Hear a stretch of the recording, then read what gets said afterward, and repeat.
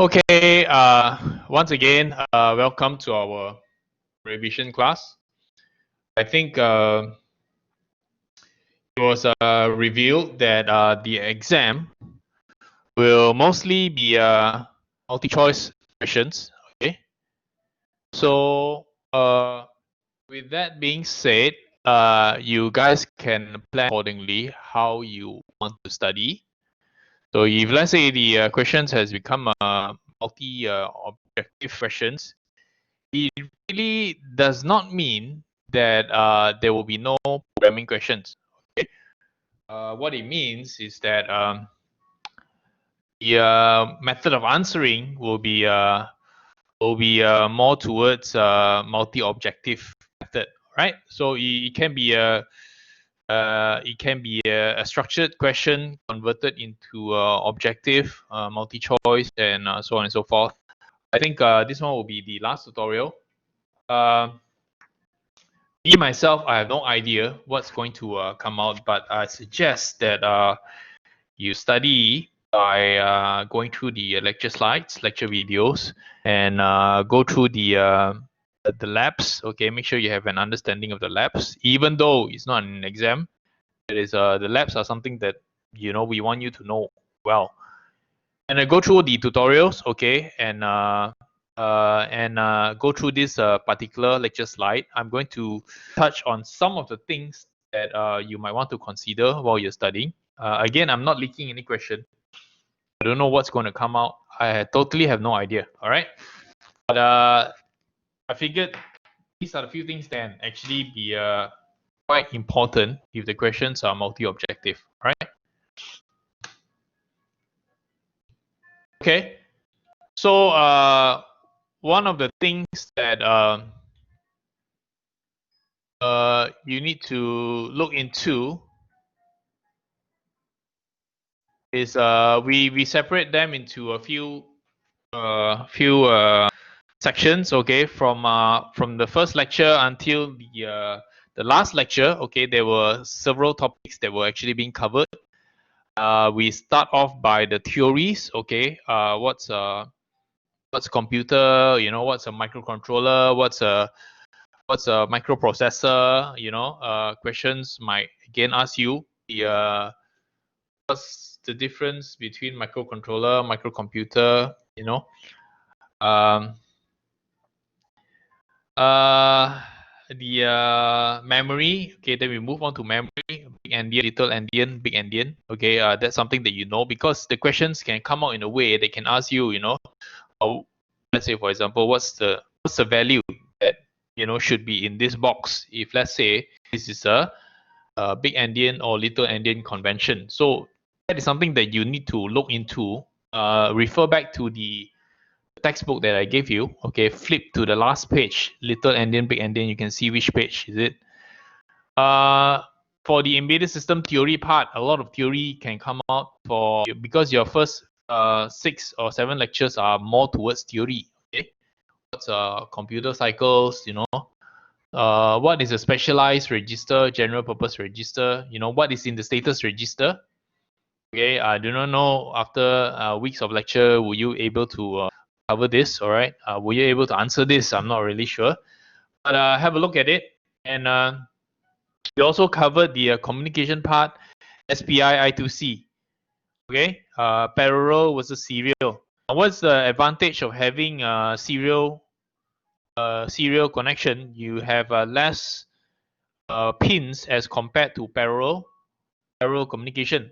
Okay, and I2C is a preferred configuration as compared to SPI. Why?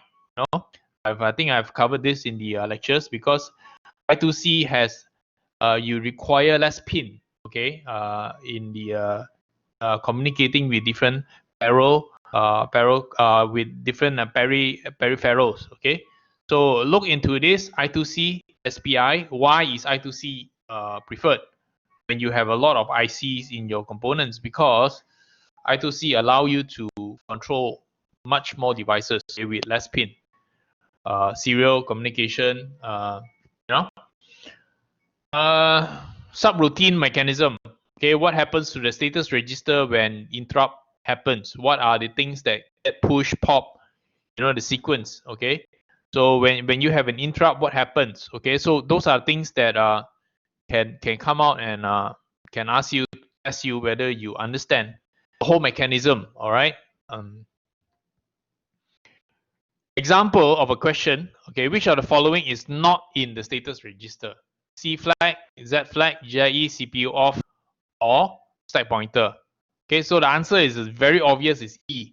If you get this question wrong, I think you might want to study harder for this few weeks, right? Please go back and read the little and the big endian. Okay, tutorials on the little and big endian cover back. Okay, I think that's pretty comprehensive. Word type combination can ask you, if you have this type of data and you want to arrange it according to big endian, what will be the value of this box, this memory cell after you do this, all right? And then this is something that you've covered in your labs very well, all right? The question can ask you, what happened to this value after you have this line being executed, etc. Anyway, I expect this kind of questions to come out, something to do with this. The types of assembly language. Okay, so what are the types of assembly language? Except then you come up with some fourth category that you need to identify, which is not in the types of assembly language. Okay, so this is something that you need to read back. What are the different data types? Data transfer, move. Okay, move W. Is it a byte? Okay, and arithmetic, flow, addressing mode, indirect, immediate, index. Read page 170 of your textbook.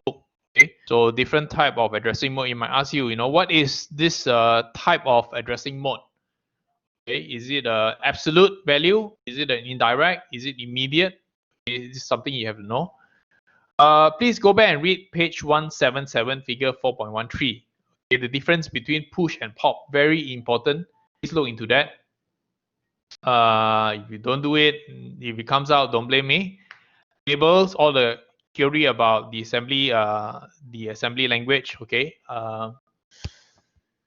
Theories on the assembly language cover the main ones. All right, the move, jump if 0, and all that kind of thing. Of course, questions will not in such a way ask you to memorize the whole table of instruction sets. All right, but push pop, please look into it. All right.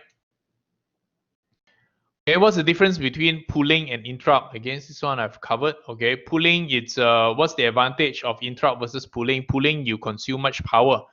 Basically, you keep on checking the devices. It wastes computation on the main loop. All right. Whereas interrupt, you can come anytime. You don't have to waste computation cycles on checking the status of the devices. Okay. So these are some of the clues. Not to say I do not know the question, but some of the things that I see can be difficult. Apart from those easy questions that I've already repeated a lot of times in my classes. Okay, so I think I leave you with that. If you have any questions, you can come and send me an email. Okay, I'm willing to help you guys out. Okay, send me an email or just text me or whatever. All right. So that's all. I want to wish you all the best in your preparation. Don't be stressed. Prepare wisely. All right. Look through all the lecture slides. A lot of the important things I've actually just mentioned out in the lecture slide. You just have to catch the points. All right. So see you guys. May you get good grades for this time. I don't wish to see any one of you. I'm expecting everyone to pass. All right.